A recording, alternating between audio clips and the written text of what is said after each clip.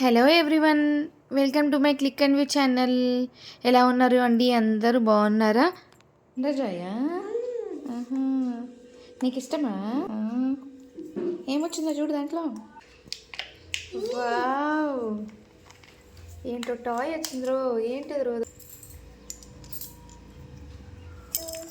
తమ్ముడికి పెడతావా? కొంచెం పెడతావా? వద్దు వద్దు వద్దు వద్దు, తినేసే, నువ్వే తినేసి.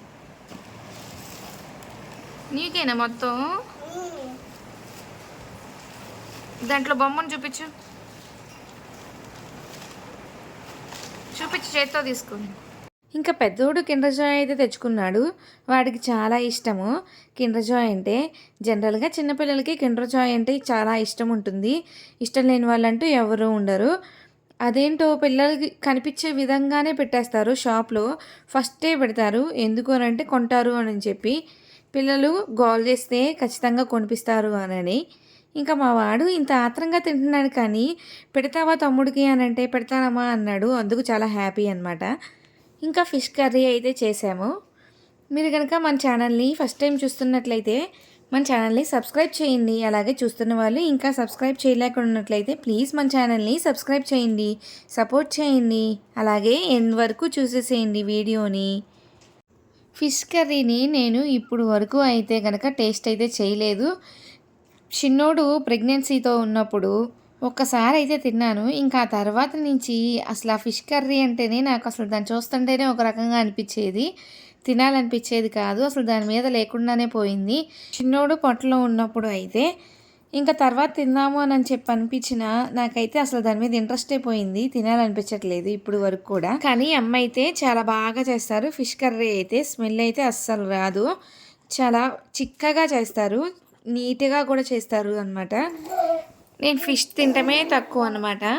అలాంటిది ఇప్పుడైతే అస్సలు లేకుండా పోయింది. పెద్దోడప్పుడైతే చాలా బాగా తిన్నాను ఫిష్ కర్రీ అయితే.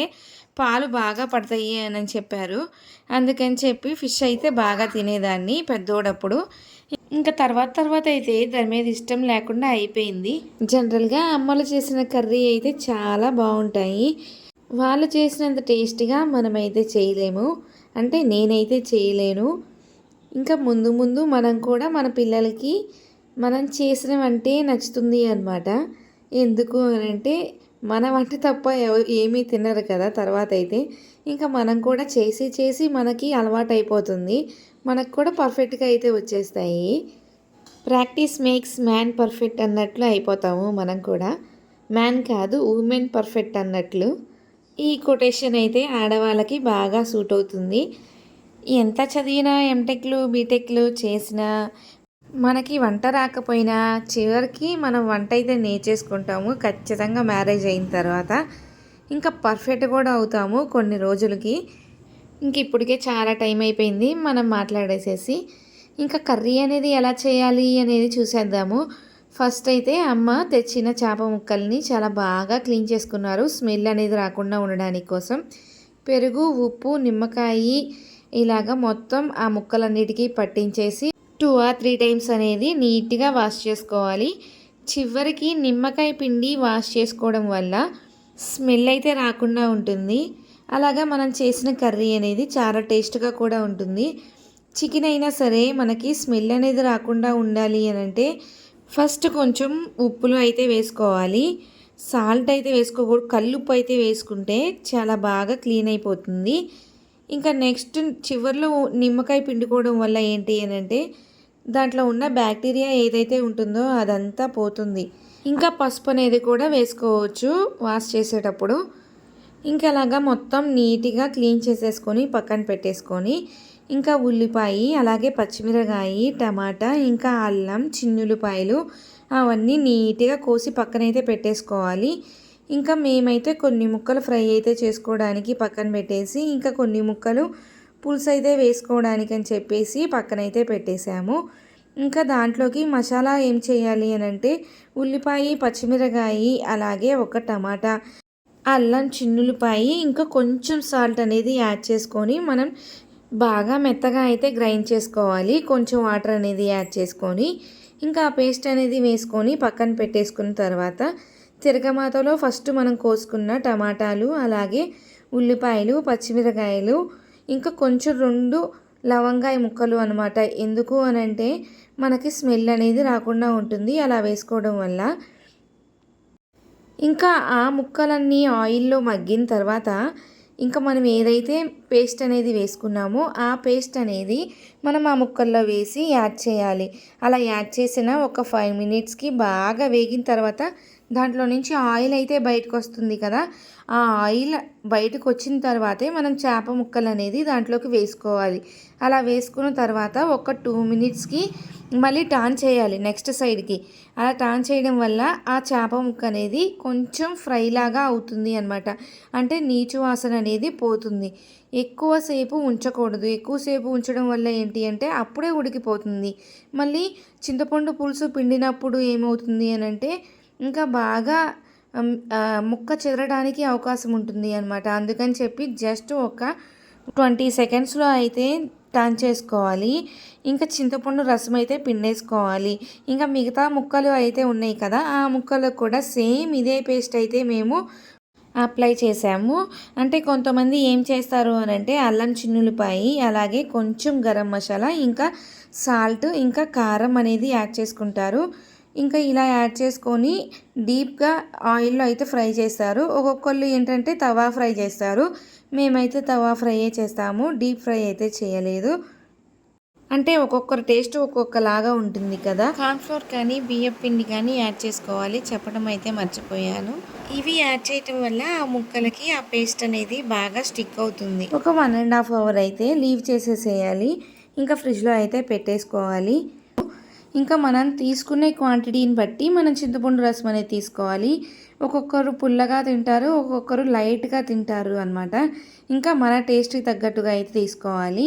ఇంకా చింతపండు రసం అయితే త్వరగా రావాలి అంటే ఏం చేయాలి అంటే హాట్ వాటర్లో చింతపండు వేసి ఒక 2 మినిట్స్ అలాగా బాయిల్ చేయాలి. అలా బాయిల్ చేయడం వల్ల చింతపండు రసం అనేది త్వరగా వస్తుంది అనమాట. అంటే బాగా ఉడికిపోతుంది. మనం ఈజీగా చేసేసుకోవచ్చు అలా చేయడం వల్ల. ఇంకా ఆ రసాన్ని మనం ముక్కలైతే ఉన్నాయి కదా, ఇంకా వాటిలోకి అయితే వేసేసుకోవాలి. ఇంకా మనకు తగ్గట్టుగా అయితే వాటర్ అనేది యాడ్ చేసుకోవాలి. ఇంకా మనం ఇలా చింతపండు రసం పిండుకున్న తర్వాత అయితే మనం అసలు గెంటే పెట్టకూడదు. గెంటి పెట్టాము అని అనుకోండి ముక్కలు అనేవి చిదిరిపోతాయి. అలా బ్రేక్ అయిపోతే మనకి చూడటానికే బాగోదు అనమాట. ఇంకా అందుకని చెప్పేసి ఇంకా అమ్మ అయితే మొత్తం కలిసేలాగా ఇలాగా తిప్పేసుకుంటున్నారు. ఇంకా ఇలా తిప్పుకున్న తర్వాత ప్లేట్ అయితే పెట్టేసుకుంటున్నాము. మనం మీడియం ఫ్లేమ్లో అయితే పెట్టేసుకోవాలి. ఇంకా మధ్య మధ్యలో ఇలాగ తిప్పుకుంటూ ఉండాలి, గెంట అనేది పెట్టుకోకుండా.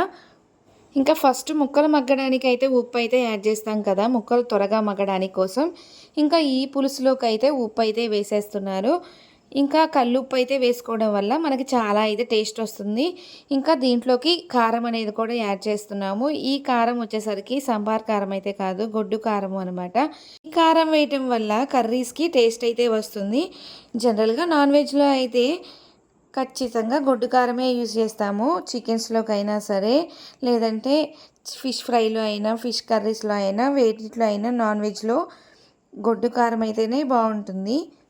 ఇంకా కల్లుప్పు ఇంకా కారం వేసుకున్న తర్వాత ఇలాగ మొత్తం కలిసేలాగైతే ఒక్కసారి తిప్పేసుకొని ఇంకా స్టవ్ మీద అయితే పెట్టుకున్నాము. ఒక 5 మినిట్స్ తర్వాత కొంచెం చిక్కగా అయితే అవుతుంది కదా, ఆ చిక్కగా అయినప్పుడు చివరికి గరం మసాలా అనేది యాడ్ చేసుకోవాలి. ఇంకా ఈలోపు మా పెద్దవాడు వచ్చేసి నాకు టేస్ట్ చూపించండి అని చెప్పి అన్నాడు.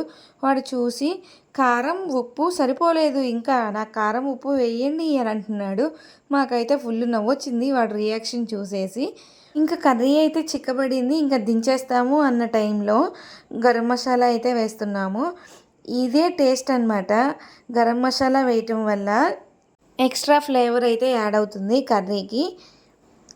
స్మెల్ అయితే సూపర్గా వస్తుంది. ఇంకా ఈ గరం మసాలా వేసుకొని ఒక్కసారి మొత్తం కలిసేలాగా ఇలాగైతే తిప్పేసుకోవాలి. ఇలా తిప్పుకున్న తర్వాత ఒక 2 మినిట్స్ అయితే స్టవ్ మీద ఉంచేసుకొని చివరికి కొత్తిమీర అయితే యాడ్ చేసుకోవాలి. అంటే కొంతమంది ఏం చేస్తారు అని అంటే వాళ్ళ టేస్ట్ తగ్గట్టుగా పులుసు అనేది ఉంచుకుంటారు కదా. అంటే మేమైతే చిక్కగా తింటాము. చిక్కగా తింటేనే చాలా బాగుంటుంది కర్రీ అయితే. ఒక్కసారి మీరు కూడా ట్రై చేయండి ఈ విధంగా. మీరు ఎలా చేసుకుంటారు అని చెప్పి కామెంట్ సెక్షన్లో అయితే కామెంట్ చేయండి. మేము చేసిన ప్రాసెస్ మీకు నచ్చిందా అని చెప్పి చెప్పేసేయండి. ఈ వీడియో కనుక మీకు నచ్చినట్లయితే ఒక లైక్ అయితే తప్పకుండా ఇవ్వండి, మిస్ కాకుండా. ఇంకా గరం మసాలా వేసిన తర్వాత ఎక్కువసేపు అయితే ఉంచకూడదు కర్రీని, ఎందుకంటే చేదైతే వస్తుంది. ఇంకా ఇలా కొత్తిమీర వేసిన తర్వాత ఒక్కసారి మొత్తం కలిసేలాగా తిప్పేసుకొని ఇంకా స్టవ్ అయితే ఆఫ్ చేసుకోవాలి. ఫిష్ కర్రీ అయితే రెడీ అయిపోయింది అనమాట. చాలా సింపుల్గా, అలాగే చాలా టేస్టీగా, అలాగే స్మెల్ లేకుండా అనమాట. మీరు కూడా ఈసారి తప్పకుండా ట్రై చేయండి. ఇలాగా వేడి వేడి అన్నంలో తింటే బాగుంటుంది. ఇంకా బాగుండాలి అని అంటే ఈవినింగ్ తింటే బాగుంటుంది అంట ఈ ఫిష్ కర్రీ అయితే. ఇప్పుడు సమ్మర్ కాబట్టి తెల్లారి ట్రై చేయమని అయితే అస్సలు చెప్పను అనమాట. ఎందుకో అనంటే సమ్మర్లో ఎక్కువ ఉండవు అనమాట నిలవ. ఇంకా మా చిన్నోడైతే నిద్రపోతున్నాడు, ఇంకా పెద్దోడైతే రెడీ చేసేసాము. ఫస్ట్ వాడికైతే పెట్టేసేసి ఇంకా మేము కూడా తింటున్నాము. ఇంకా ఫిష్ ఫ్రై అయితే తింటున్నాడు. వాడికి పై అయితే తింటున్నాడు అనమాట. అంటే మనం వేసిన కోటింగ్ అయితే తింటున్నాడు, లోపల ఫిష్ అయితే తినట్లేదు. ఇంకా అమ్మ అయితే ఒలిచి అయితే నీట్గా పెడుతున్నారు, ముళ్ళులు ఉన్నాయా లేవా అని చెప్పి చూసి. పిల్లలకి పెట్టేటప్పుడు చాలా జాగ్రత్తగా పెట్టాలి ఫిష్ కర్రీ అయితే. ఐ హోప్ ఈ వీడియో మీకు ఖచ్చితంగా నచ్చుతుంది అనుకుంటున్నాను. Bye bye.